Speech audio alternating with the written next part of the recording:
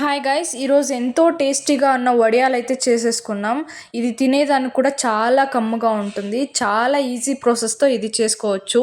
ఇప్పుడు దీన్ని ఎలా ప్రిపేర్ చేసుకోవాలో చూసేసుకుందాం రండి. ఫస్ట్ అయితే బియ్యం తీసుకోవాలి. నేనైతే ఒక 4 కప్స్ తీసుకొని ఇలా బాగా కడిగి నేను ఆరబెట్టుకుంటున్నా. బాగా ఎండిన తర్వాత నేను ఇప్పుడైతే పౌడర్ చేసుకుంటున్నా. ఇలా పౌడర్ చేసుకొని ఇలా జల్లెడ పట్టుకోండి. తర్వాత ఒక పాత్ర తీసుకొని ఒక 2 గ్లాసెస్ వాటర్ అలా యాడ్ చేసుకోండి. ఇలా యాడ్ చేసుకున్న తర్వాత జీలకర్ర ఒక 1 స్పూన్ అలా వేసుకోండి. తర్వాత ఉప్పు ఒక 2 స్పూన్స్ అలా వేసుకోండి. తర్వాత కారం ఒక స్పూన్ వరకు సరిపోతుంది.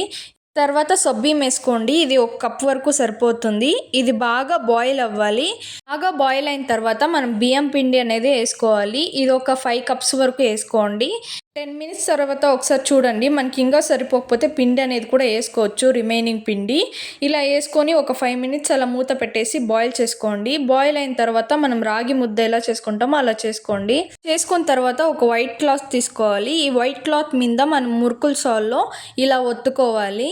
మీకు కావాలంటే ఇంకొన్ని డిజైన్స్లో కూడా చేసుకోవచ్చు. ఇలా చేసుకోవడం వల్ల మనకి టేస్ట్ అనేది చాలా బాగుంటుంది, చాలా కమ్మగా ఉంటుంది. ఈ వడియాలను అయితే ఎండలో పెట్టుకోవాలి. ఇది ఒక డే వరకు సరిపోతుంది. ఎందుకంటే ఇప్పుడు ఎండలు చాలా కదా, నిన్న ఎండిపోతాయి. నేను ఒక డే తర్వాత చూపిస్తున్నా. ఇలా సౌండ్ వస్తే మనకి చాలా పర్ఫెక్ట్గా రెడీ అయినట్లు. ఎంతో టేస్టీగా ఎంతో కరకరలాడే వడియాలు అయితే రెడీ అయిపోతుంది. ఇంకెందుకు లేట్ అండి, మీరు ఒకసారి ట్రై చేసి ఎలా వచ్చిందో కమెంట్ చేసేసేయండి. Bye guys.